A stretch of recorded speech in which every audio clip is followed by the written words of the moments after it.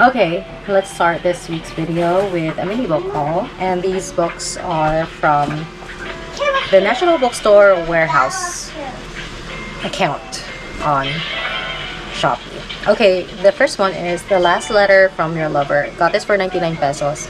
There was a movie adaptation cover version and it was 300, I believe, so I opted for the 100, but I'm guessing it's because it's a mass market paperback. And we all know how I feel about mass market paperbacks. Okay, the second book I got is The Rapture by Claire McGlasson. I forgot why I chose this. It's 200 pesos. Yeah, I think it has something to do with a cult. And I don't know, for some reason, you know, cults fascinate me a lot. And the final book that I got is Consent by Nancy Ohlin. Okay, it's YA. Look at how big the text is and the space. It's gonna be an easy read, and that is all for the mini book haul. Okay, I am so annoyed because I'm on my period, and that is why I'm extra sensitive to yeah, I'm having allergies. Been a little sniffly, and obviously I feel sore. Not in the best mood. What do you want, babe? Do you want a biscuit? Okay, I'm just getting water. I'm trying to drink a lot of water because I feel like it's gonna help with my sniffly nose. It's just so annoying. Okay. To recognize you for this moment. Go jump and sing your so beautiful cloak. So much for the Saturday. Okay. Oh, there's binatog. Think you did it, but I just can't prove. I think he did it wrong.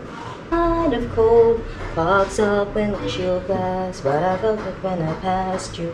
Roll up, taking us real good now. The holidays linger like that perfume. You can run, but only so far. Sleep takes one to no one. You care what you need. I never wanted love, just a fancy car. We could be the way forward, and you know I'll pay for it. Eyes full of stars. Yeah, I do sort my soap. Be careful. Where's Henry? She's eating. Actually, I finished The Yellow Wallpaper last night by Perkins Gilman, and I got this recommendation from the book blog.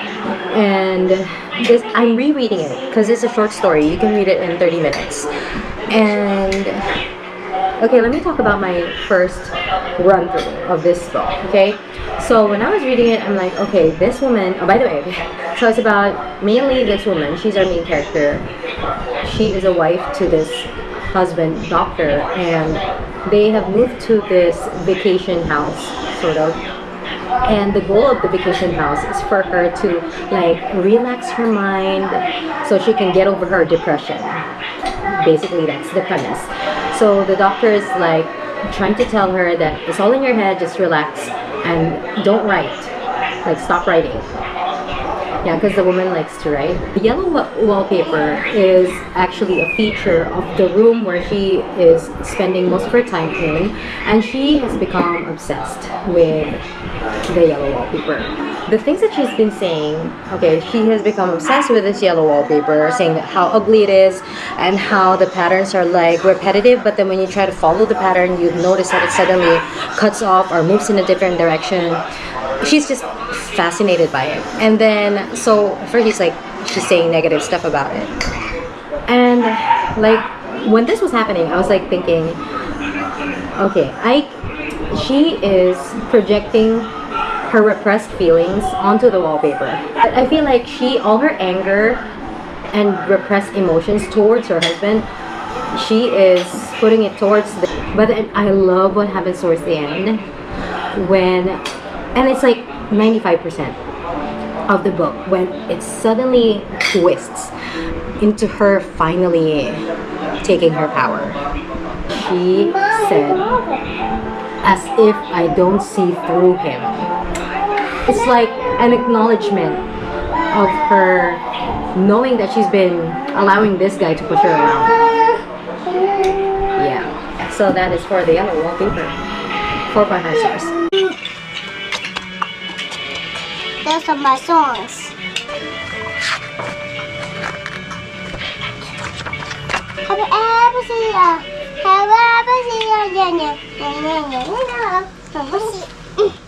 Come on, I have an overseer. Mommy, I got the brown. Oh, look, Mommy, I have a tail. You got the brown? I have a pink tail. Mommy, look at it. Wiggle. You change it. Get your diaper. Okay. I still have the sniffles, though I did drink cetirizine already. Just me being hypersensitive to the neighbors and the smoke, the inhalation. I have started reading Living Dead Girl by Elizabeth Scott. Okay, just found it on Kindle Unlimited, and this book, okay, very short. Again, I've read this kind of trope before. There is a girl that was abducted and she is held captive by this man who apparently has started doing this, and it's quite disturbing. I mean, he started doing this while he was like, I don't know, 19, so predator. Oh, I think it reminds me so much, and it kind of looks like the cover of The Quiet Tenant, but as opposed to the girl in The Quiet Tenant, the girl in Living Dead Girl, she's allowed to go out and, like, you know, get groceries, do some stuff like waxing her privates so that she would still appear young to this guy who has a taste for young girls. Yeah. So, wasn't expecting that part. I thought he just wanted to, you know, abduct girls. Oh, and the thing is, there was a girl before her, and the girl before her was killed by the guy when she turned 15. But I'm not yet sure if the girl was killed because she tried to escape or something, or because she's too old for this man, who is called Ray. We're not sure if that's his real name. She's super excited because there's these things that they have nowadays. Wait, darling. Okay, you can, like, it's like a puzzle sticker. Mommy, because what? This thing. Okay. You make a pirate shark. Yeah. Mommy, look, I like this shark because he's super scary. Okay, so I'm actually taking my sweet time reading this because it's good. And this has done something that other books of the same kind of trope has not done before. Because in other books that I've read that it's just like this trope, it's usually the girl is abducted and then another girl is abducted. Like, for example, in The Butterfly Garden, like, none of them wants to leave, right? I mean, none of them wants to leave, or they're hopeless and helpless, so they don't even attempt. Or in some cases, like the one in the Lucinda Berry book. Oh, Appetite for Innocence. Yes, so that book, Appetite for Innocence, the concept of that one is they're all abducted and at least one of them wants to escape. Can you imagine having to help your abductor abduct your replacement? And this girl, okay, she just wants everything to be over with. She is actually doing things like surveying the playground, checking which girl would he probably like, you know. You don't even know her real name because the abductor has already named her Alice. Okay, so I finished Living Dead Girl. And towards the end, I was getting really confused with the way that the girl was telling her story, and I think it's fair to say that, you know, it really puts you in the mind space of the girl, because suddenly there are no commas, no full stops, sentences are running. It's just so chaotic that sometimes it kind of works against the entire book, because then when I read it, I'm like getting confused, and so I have to go back and reread to see what is going on, because like I said, the structure has gone really But I guess it's fair to say that the reason why it's been done like that is to show the state of mind of our main character, which is totally fair. And I like how there is this, okay, she's full of hatred. It's almost like because she was living with a monster, she has become the monster herself. But then right at the last second, there's this thing that happens that she also did not expect that she was gonna do or say. And my favorite part of this book is the ending, and it's just 3 words, I believe, the final chapter. And it's an open-ended, like a real actual open-ended ending. I love it. 4.5 stars. Enjoyed it so much. Let's see what I would be in the mood for next. My husband thrifted this shirt, but he said he does not like the texture, so he gave it to me. And honestly, it's perfect. It's really like fresh. Also, the design. Look at the layers. So it's a win. A win-win. Hi. Okay, so I started reading Consent by Nancy Ohlin. And it's obvious that this author knows how to play the piano because the way that she's describing, so the character here meets the music teacher. Okay, so she has a music class. There's a music teacher. She's a senior in high school, and that is around, I think, 16 years old. Okay, and the teacher being depicted in this book, okay, it's so hard for me to find it taboo. Okay, because the teacher is pictured as someone who looks like Kit Harington. One, it looks like Kit Harington, which is, you know, understandable if, you know, even the kids in the class found the guy attractive. And I'm guessing there's no like mention of how old he is, but I'm thinking maybe college age. I'm not sure if he's like a graduate student. Like, that's the vibes that I'm getting right now. So I mean, obviously you would have crushes on someone like older than you, so it's not that taboo for me, unless I don't know what's gonna happen between them. But immediately that doesn't strike me as bad or as uncomfortable as with My Dark Vanessa, where in that book she is 14 and the guy's like 43, an old man who doesn't look good. I mean, okay, I'm partial to Kit Harington, I'm so sorry. And yeah, he's British too, so like I can get the crush business, but there's no sign of nothing yet of them like interacting in an inappropriate way. Aside from that teacher business, okay, she's saying she has other secrets too. And I think one of the reasons why she will get into a relationship with this music teacher is because her father is an absent father. She doesn't have a mom. And all she has really is her best friend, who is having lots of, you know, plans for college, like going to Harvard and yeah, applying to different colleges that she wants. But our main character, Bea, she doesn't even know how to tell Plum is a best friend, that I don't want to go to Harvard. But she doesn't, she hasn't vocalized yet what her plans are, but she knows that what Plum wants isn't what she wants. So right from the beginning, we are seeing the setup that she is gonna turn away from her best friend. Maybe that would be the conflict. Like, she can't talk to her best friend anymore because she's keeping secrets from her. Not the music teacher thing, but I think more on her background, like past her family and all that. And then with her father being an absent father, she basically has no one. And then, you know, music is a very good place to start developing a relationship. I mean, like, imagine taking music classes and then you know how music stirs up the emotions and all that.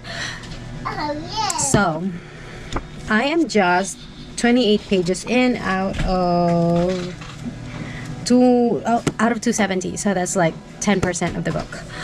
Yeah, I'm gonna go shower now. My kids are not feeling well. Suddenly, okay, they have developed a mild fever. My precious, yeah. Oh, and Ollie, my precious Ollie. Look at them, they're sick. Oh, my boy and my girl. Oh, no. Oh, you're not sick? Oh, you're not? Where's my other one? Oh, there you are, boy. Oh. Throughout the night last night, they've been having on and off, but just low-grade fever. But then my headache, my God, I had headache. I know what kind of headache it was. It was like, you know, dehydration, like the tension headache. My muscles were hurting over here. And the fact that my sleep was so light because I had to keep on checking their temperatures. Okay, right now Yan Yan is a bit warm. Let's check her temperature. Let me see. So she's 36.4. How about you, Gab? I was stuck. No, it's just a check. Oh, there's 36.3. Okay. So, oh yeah, because he's not really feeling. It's this one who is a bit warm.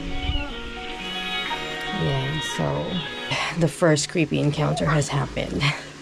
Okay, so Bea, she found a room to practice her music. So she was playing the piano. She was really feeling it. Suddenly the teacher was there. Apparently he appeared all of a sudden, and then he complimented her.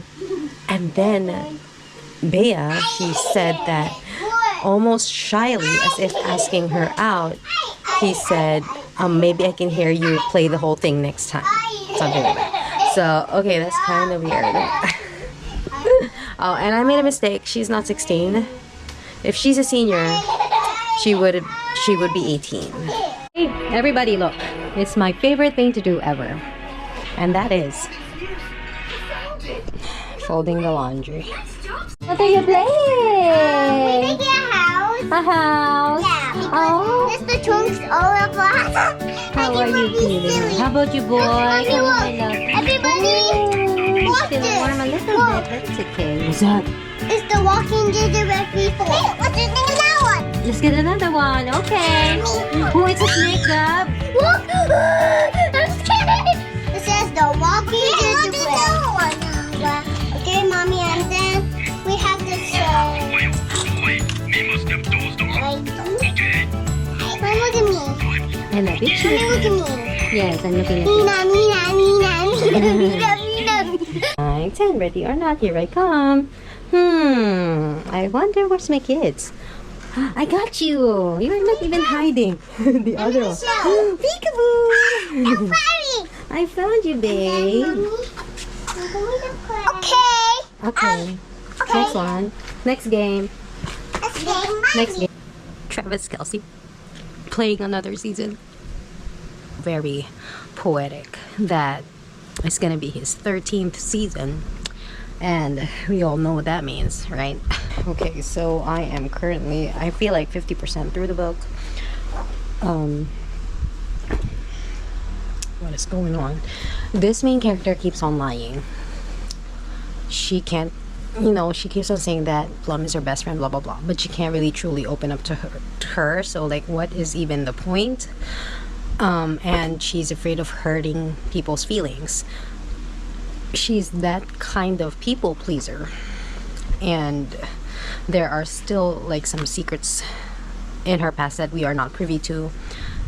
And the thing with the teacher, okay, yeah, he's pretty creepy because he has offered to drive her to New York to get her to play in front of his teacher, but obviously the way that he is acting around her is so strange. Like, he knows where her locker is located, and also inviting her to a cafe and like talking about music, but that's just a pretense for what he really wants to. Well, he is kind of helping her fulfill or like try to achieve her dreams of becoming a successful pianist, because she obviously is not wanting to pursue that because it reminds her of her mother. Yeah. But okay, still, the way that he's going about it, plus Bea is starting to rationalize that, hey, he's only 10 years older than me, and that's not too old, and only 9 years actually, considering that I'll turn 18 soon.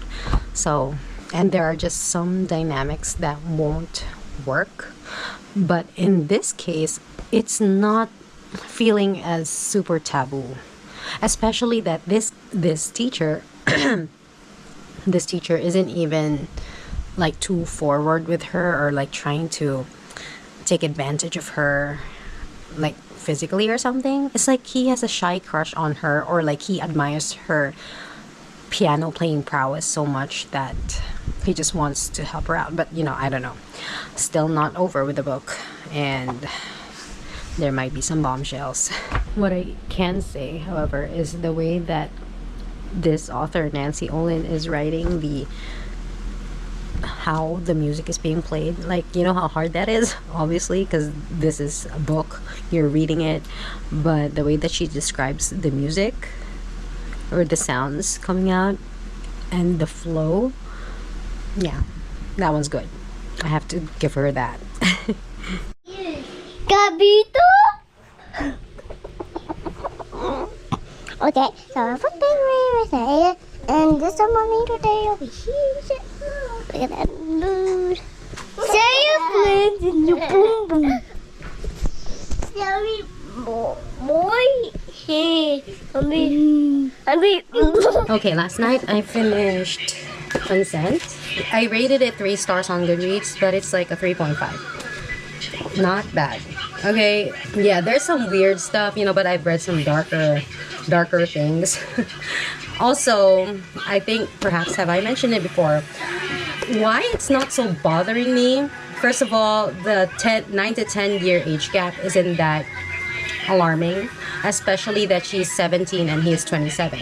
But if it were like she was 14 and he was 24, that's a big problem. The reason why it's titled Consent is because like a literal page was what do you call this? It was dedicated to discussing how consent differs from state to state. That is, in Texas, I think it's 17. In Ohio, it was 18. There are some states where it was 16. And in the state that they're staying in, there is no Romeo and Juliet provision. Which means, okay, even if two minors, okay, let's say two 16-year-olds or two 17-year-olds are doing the grown-up, if they're doing that, they could both go to jail. So that's the rule in their state. But if they lived in another state, it's a different story. So it's kind of like that. Yeah, towards the end, it was just like it's so sped up. There was a conflict that happens with the romance, so they don't really, it's quite open-ended what's gonna happen to them. Also, there's this thing with the guy that is quite problematic, but he says he didn't know. Okay, that problematic thing was our main character, Bea. She discovered that he slept with a 15-year-old girl who was drunk. And I get it, but it was just like suddenly put in there. And because the guy character, Dane, okay, and because Dane is such a flat character, it's not even like, you can't even picture him as doing this kind of dumb mistake, because all throughout, he has been the only one who's been very supportive of Bea's, her desires into becoming a musician, a pianist. And her family secrets is not that big. I mean, it's not that big of an issue, though I do love the dynamics, or could have wanted to explore more of the dynamics between her and her brother. Because what happened was, when she was born, her mother died giving birth to her. And her brother at that time was, I think, around 12.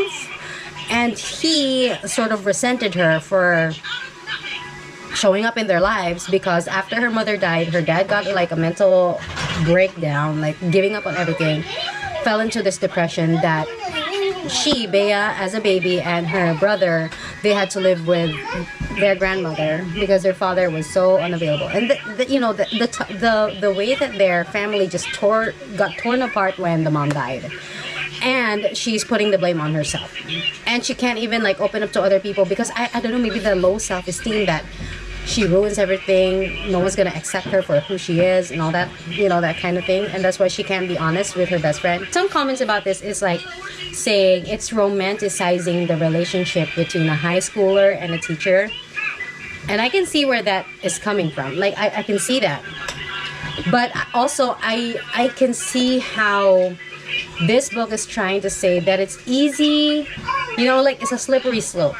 There's a very thin line with that, not rule, but it's like a moral code that a teacher shouldn't have a relationship with a student, period. I think this book focused more on Bea's plans and how she's resolved all her conflicts, and the way that she managed to go about that is by meeting this teacher who is older than her, and like I said, was her teacher. But overall, not really bad. Okay, I kind of found it entertaining, and I'm like, oh my god, like I was really, what's happening here? Like when they were going to get caught. But they did have this moment where they, that's another thing about this guy. He's like, okay, we can't do this, we can't do this, we can't do this. We're gonna get in trouble, so here's a plan. Okay, I'm planning to go back to graduate school anyway to do graduate school stuff. And then you go to Juilliard. Maybe one day we'll meet in New York and we can try this for real. And then you'd also be 18. Yeah, so I kind of believe that there is truly that musical connection between them. And it's not at all creepy. What's weird for me is that fact that he slept with a 15-year-old was just suddenly thrown in there. Sort of feels like it was put there so you would think about, hey, maybe this guy is, he likes younger girls.